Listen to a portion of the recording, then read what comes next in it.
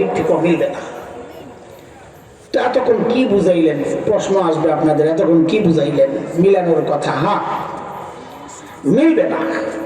আমাদের বলার বিষয়টা হচ্ছে কাছাকাছি যাওয়ার চেষ্টা করা।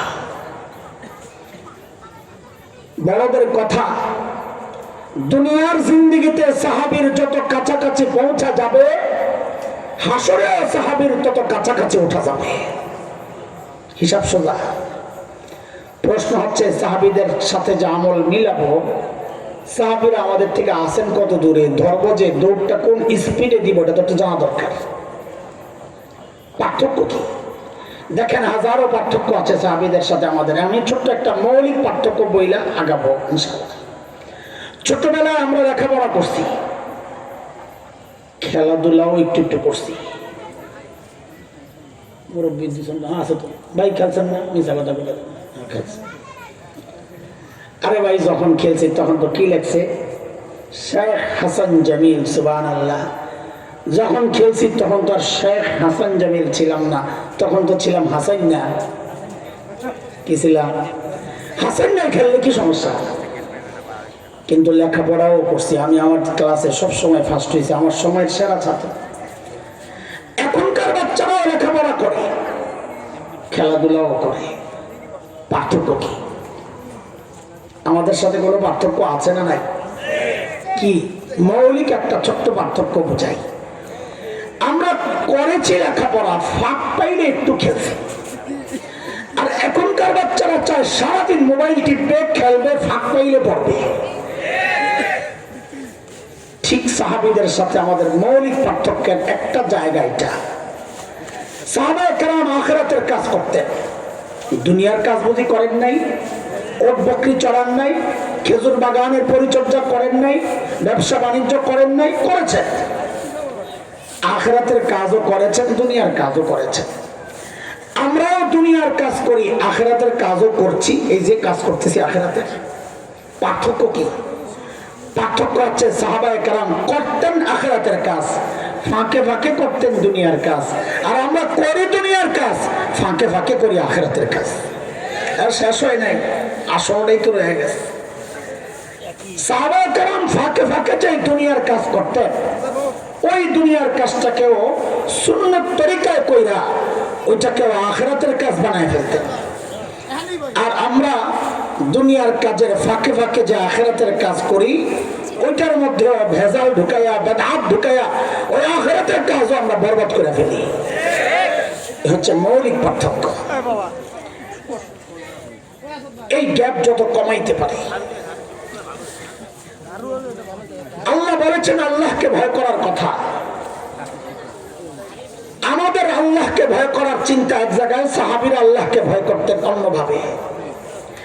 আমরা তাকওয়া মানে মনে করি গুনাহ থেকে বেঁচে থাকা, বাস এটাই সে মুত্তাকি, সে গুনাহ করে না। কিন্তু সাহাবীদের তাকওয়া শুধু গুনাহ থেকে বেঁচে থাকার মধ্যেই সীমাবদ্ধ ছিল না। সাহাবায়ে কেরাম গুনাহ থেকে বেঁচে নেক আমল সব করে, তারপরও ভয়ে অস্থির থাকতেন, কান্নাকাটি করতেন, যাহারে যদি আল্লাহ কবুল না করেন তো আমার কি হবে। পার্থক্য। আমি ছোট্ট একটা উদাহরণ দিই আপনাদেরকে। আচ্ছা বলেন তো সবাই, জবাব দেন, আল্লাহর নবী সাল্লাল্লাহু আলাইহি ওয়াসাল্লামের সবচাইতে প্রিয় মানুষ কে ছিলেন বলেন? আবু বকর রাদিয়াল্লাহু আনহু। একটা মত পাইলাম, আর কোন মতামত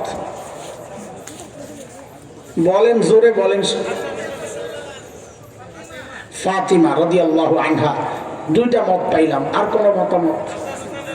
হাসান হোসেন, তো তিন চার, চারটা হইল, আর কোন মতামত?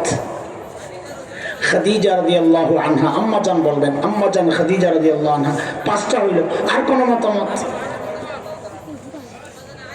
আম্মা জান আয়েশা রাদিয়াল্লাহু আনহা, ছয়টা হইল, আর কোন মতামত?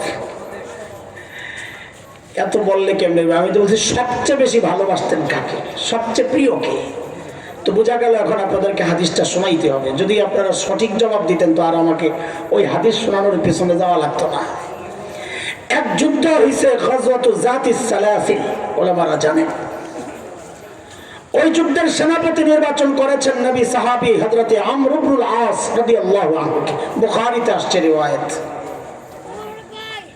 300 সৈন্য দিয়ে হযরত আমর ইবনুল আসকে রওনা করছেন নবী আলাইহিস সালাম, বিদায় দিয়েছেন।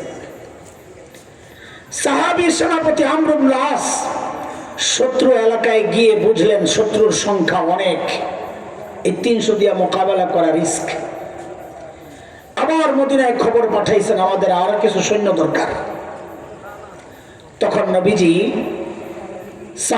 আরেক সাহাবী হযরত আবু উবাইদা ইবনুল জাররাহ রাদিয়াল্লাহু আনহুর নেতৃত্বে আরো 200 সাহাবী পাঠাইছেন। টোটাল কত হইল? এই গোটা 500 সাহাবীর দায়িত্বে হযরত আমর ইবনুল আস। ঘটনাক্রমে ওই সাহাবীদের মধ্যে বড় বড় সাহাবীরাও ছিল। সৈন্যদের মধ্যে ছিলেন হযরত আবু বকর, ছিলেন হযরত ওমর। এই কারণে সাহাবী আমর ইবনুল আসের দিলের মধ্যে একটা আশা খুব ঘুরতেছে, কি এত বড় বড় সাহাবীরা থাকতে নবীজি আমাকে সেনাপতি বানাইলেন, মনে হয় নবীজি সবচেয়ে বেশি আমাকেই ভালোবাসেন। ভিতরে ভিতরে ঘুরতেছে এটা। ভেতরে ঘুরে আরেকটা, বাস্তবে দেখেন আরেকটা। এই যে সংঘর্ষ দূর করার জন্য একদিন সাহস করা যায় নবীকে জিজ্ঞেসই করে ফেলেছেন, ইয়া রাসূলুল্লাহ আইয়ুন নাস আহাব্বু ইলাইক, ওগো আল্লাহর রাসূল আপনার কাছে সবচেয়ে প্রিয় মানুষ কে? মনে মনে তো আশা করে আমার নামটা আসবে। নবীজি বলেন আমার কাছে সবচাইতে প্রিয় হচ্ছে আয়েশা। ঠিক আছে আপনাদের কথাবার্তা।